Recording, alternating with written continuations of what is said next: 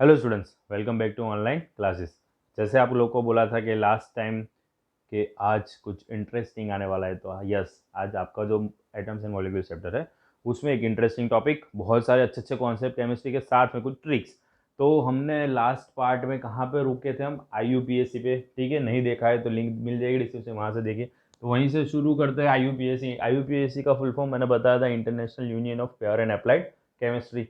अब ये क्या करता है कि अब जितनी भी नई चीज़ें जो भी होती है डिस्कवर, ठीक है, केमिस्ट्री फील्ड के रिलेटेड, उसमें नेमिंग देना, उसका मॉलिक्यूलर स्ट्रक्चर जो भी, वो सब ये डिसाइड करता है। तो जो हमने डाल्टन ने जो सिंबल सजेस्ट किए थे वो हमने देखे, पर वो तो बहुत मतलब कॉम्प्लिकेटेड हो जाएगा अगर आपको वो याद रखने या वो आपको रिप्रेजेंट करना। तो इन्होंने ईजी वे में यहाँ पे सिम्बल्स दिए हुए हैं IUPAC ने। तो वो तीन बेसिस पे दिए हुए एलिमेंट्स को। एक तो डायरेक्ट जैसे कोई एलिमेंट का नाम है, जैसे कि हाइड्रोजन, तो उसका पहला लेटर ले लिया, उसका सिंबल वैसे। ठीक है। फिर जैसे कि फ्लोरीन है, ले लिया F वैसे। सेकंड, उसी में मतलब उन लोगों ने ऐसे किया कि अगर कंटिन्यू आता है मतलब नेम में, तो जैसे H आ गया तो फिर HE ले लिया ऐसे। तो इस तरह से सिंबल बना है। सेकेंड रूल में क्या किया है उन लोगों ने कि उस एलिमेंट के नेम में सेकेंड नहीं, पर उसके बाद कहीं पे आता हो उसको लिया है सिंबल में। जैसे कि क्लोरीन, तो क्लोरीन का Cl लिया है, CH नहीं लिया। ठीक है।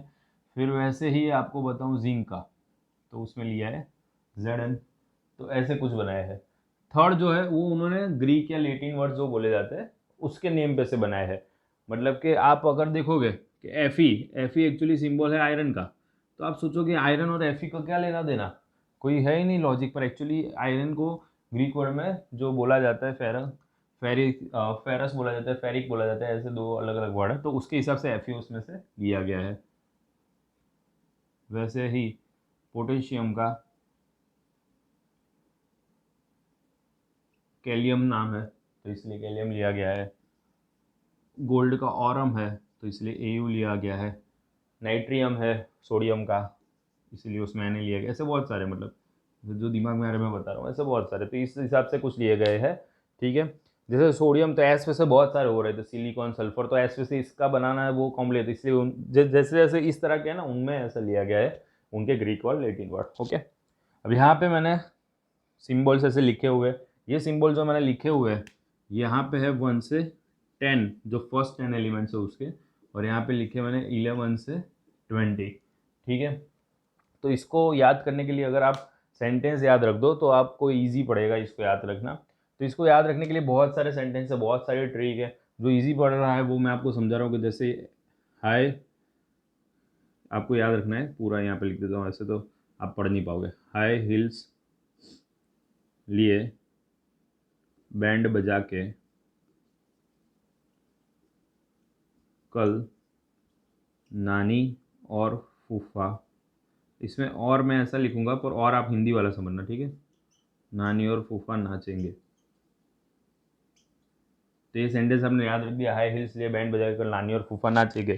तो आपने ये सेंटेंस से आप ये एक एक फर्स्ट ऐसे याद रख सकते हो एलिमेंट के। जैसे हाई तो H हाइड्रोजन, HE तो हीलियम, वैसे। ओके। तो ये जैसे याद रख दिया, वैसे यहाँ की बात करते हैं। ना मांग अल्लाह से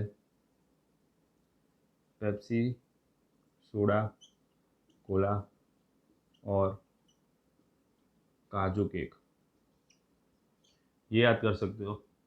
ठीक है। तो ये बेसिक जो दो मेन कॉमन है, मतलब कि जो इजीली आप याद कर सकते हो, ऐसे सेंटेंस होता है। ऐसे तो बहुत सारे, पर उतना हम टाइम वेस्ट नहीं करेंगे, सब पता है। हाँ, मुझे लगता है आप लोग थोड़ा ऐसे डिमांड करो एक और एक और एक और, तो एक बता देते हैं। पर डिस्क्लेमर दे देता हूँ पहले ही, अब जो बताने जा रहा हूँ उसका वास्तविकता से कोई ताल्लुक नहीं है, और वो गुजराती में है। तो अगर गुजराती समझ आती होगी तो ही समझ आएगा। ठीक है। तो इसका एक्चुअली जो है ना, जो एलिमेंट के नेम पे से मैंने बनाया है, ये Na मतलब सोडियम है। तो मैं बताऊंगा, सोमवार थी મને એ સાડી ફોસલાવે, સોમવારથી મને એ સાડી ફોસલાવે, સારું કાલે આવીને प्रेम करीश। ठीक है, क्योंकि के मतलब पोटेशियम, तो ये मैंने पहले ही बोल दिया डिस्क्लेमर में कि ये कोई वास्तविकता से लेना देना नहीं। चलो, तो ये ऐसे ही मजाक के लिए था, आपको यही याद रखना है, वो याद रखना, अभी आपकी कोई साली वाली नहीं होगी। तो अब आते हैं हमारे दूसरे टॉपिक पे, एटॉमिक मास पे। एटॉमिक मास, ये डाल्टन की जो थियरी आई उसके बाद ये टॉपिक ज़्यादा वो लाइट में आया। एटॉमिक मास को पहले इतना सीरियसली नहीं लिया गया था, कभी सोचा नहीं गया था। जो उसमें हम पढ़े थे यहाँ पे law of conservation of mass, ठीक है, तो उसके हिसाब से फिर सोचा गया कि एटम का भी कुछ मास होगा, और उसके मास का जो यूनिट है वो सोचा गया AMU, मतलब कि एटॉमिक मास यूनिट, भी बहुत कम होगा, एकदम छोटा सा पिद्दी सा। और यहाँ पे अगर मैं बताऊँ कि जैसे आपको बोलना हो कि मुझे 12 नंग्स चाहिए, तो हम क्या करते हैं, 1 डजन, ठीक है। वैसे ही आप जब पतंग खरीदते हो तो 20 पतंग को क्या बोलते हो, एक कौड़ी, ठीक है। तो ये सारी चीज़ें जो है ना, ऐसे एक यूनिट बनाया गया हमने जो मल्टीपल नंबर्स को शो करता है। तो वैसे ही यहाँ पे AMU एटॉमिक मास यूनिट को शो करता है। और साथ में आपको अभी से एक एक्स्ट्रा बता दे रहा हूँ, पार्ट 3 का एक चीज़, एवोगेड्रो नंबर। एवोगेड्रो नंबर मतलब क्या होता है कि 6.022 इंटू 10⁻23 एटम्स होते हैं 1 मोल में। अगर 1 मोल बोला जाए तो उसमें 6.022 इंटू 10⁻23 एटम्स होते हैं। तो इससे ऐसा कुछ दिमाग में लगाना कि इसीलिए जहाँ पे बहुत सारी चीज़ें मिलती है उसको मॉल बोला जाता है। वो मॉल ही अलग है, स्पेलिंग अलग है, यहाँ पे MOL मोल है, ठीक है। तो ये मोल जो है, तो वो ये इतने आइटम जब होते हैं तब 1 मोल गिना जाता है, कि ईजी पड़े। क्योंकि सोचो, अगर मैं इतनी सी मार्कर की कैप की बात कर रहा हूँ, मार्कर भी पूरी नहीं ले रहा हूँ, मार्कर को करो साइड में, इतनी सी कैप में इतने में भी कितने सारे आइटम हो गए। मैं नंबर नहीं बता सकता, अगर लिखूंगा तो पूरा बोर्ड भर जाएगा, इतने आइटम्स हो गए। तो अगर वो हमें कोई भी न्यूमेरिकल वे में या थियोरेटिकल समझने के लिए लेना है तो आप नहीं गिन पाओगे, तो इसलिए उसको स्मॉलर यूनिट में करना पड़ेगा, जो इससे कर पाओगे। ये बाकी की बातें तो हम करेंगे पार्ट 3 में। तभी एटॉमिक मास की बात करें तो एटॉमिक मास बेसिकली होता क्या है, उसको गिना कैसे जाता है, क्योंकि एटम खुद इतना छोटा, अब उसका मास कैसे हम गिने, तो उसका बेसिकली मास गिना जाता है उसमें प्रेजेंट प्रोटॉन और न्यूट्रॉन के प्लस है, मतलब कितने प्रोटॉन आए और कितने न्यूट्रॉन, उन दोनों को प्लस कर देते, सिंपल यही लॉजिक से, क्योंकि उसको मास ऐसे तो हम कर नहीं सकते कोई वो वेटिंग मशीन में, तो इसी हिसाब से किया जाए। तो आप लोग सोच रहे हो कि फिर इलेक्ट्रॉन क्यों, इलेक्ट्रॉन के साथ ऐसा भेदभाव क्यों, तो इलेक्ट्रॉन के साथ इसलिए ऐसा भेदभाव कि इलेक्ट्रॉन जो है ना वो काफ़ी लाइटर है। आप सोचो कि आपके बॉडी के ऊपर एक चींटी है, एंट, और आप अपना वेट कर रहे हो, तो क्या आपके वेट में कोई फर्क पड़ेगा, इतू सा भी नहीं पड़ेगा। वही चीज़ होगी कि वो इलेक्ट्रॉन जो है ना, वो मतलब प्रोटॉन इलेक्ट्रॉन से 1836 टाइम्स हैवियर होता है,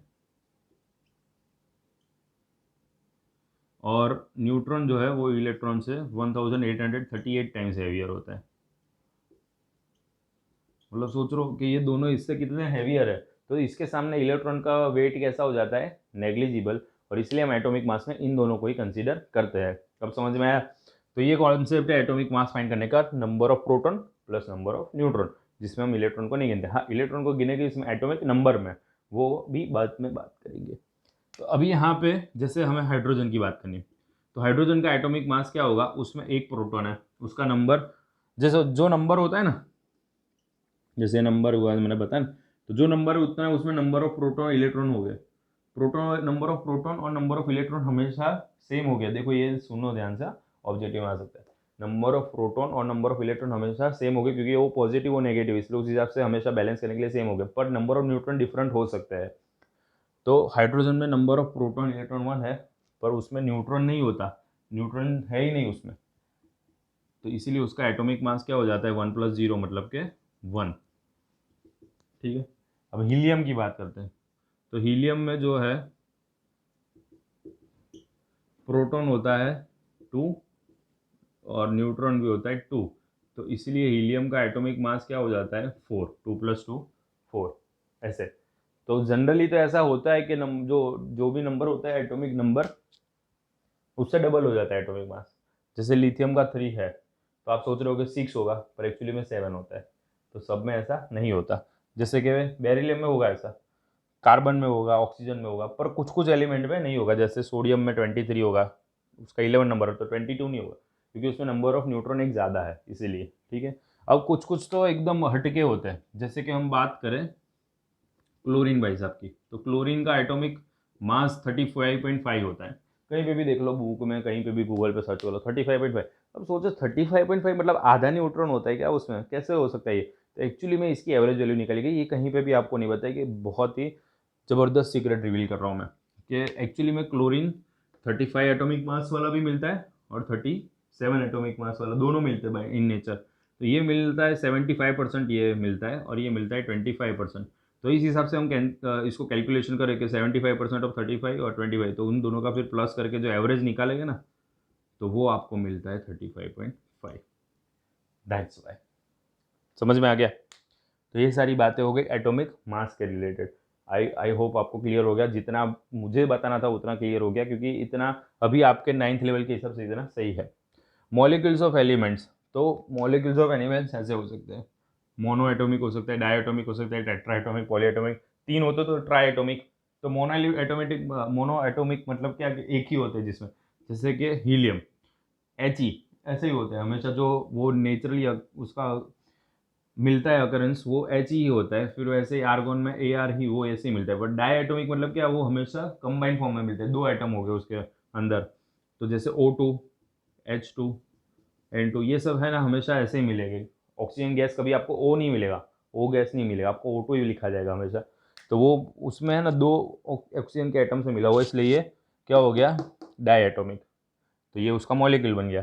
टेट्रा में 4 हो गए, जो कि फॉस्फोरस में आएगा, ठीक है।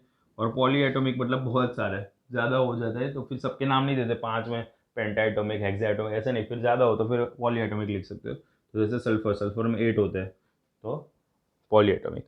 तो ये चीज़ को बोला जाता है मॉलिक्यूल्स ऑफ एलिमेंट्स, ठीक है, कि जिसके अंदर कितने हैं। तो जैसे मैंने समझा यहाँ पे, इस हिसाब से उसका क्लासिफिकेशन, और ये समझ में आ गया। तो आते हैं नेक्स्ट टॉपिक पे।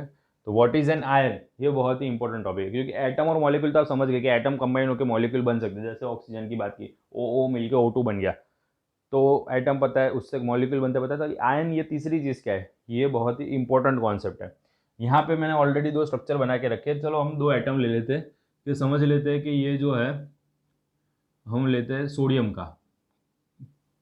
सोडियम का होगा तो मतलब कि उसके अंदर 11 नंबर है उसका, राइट।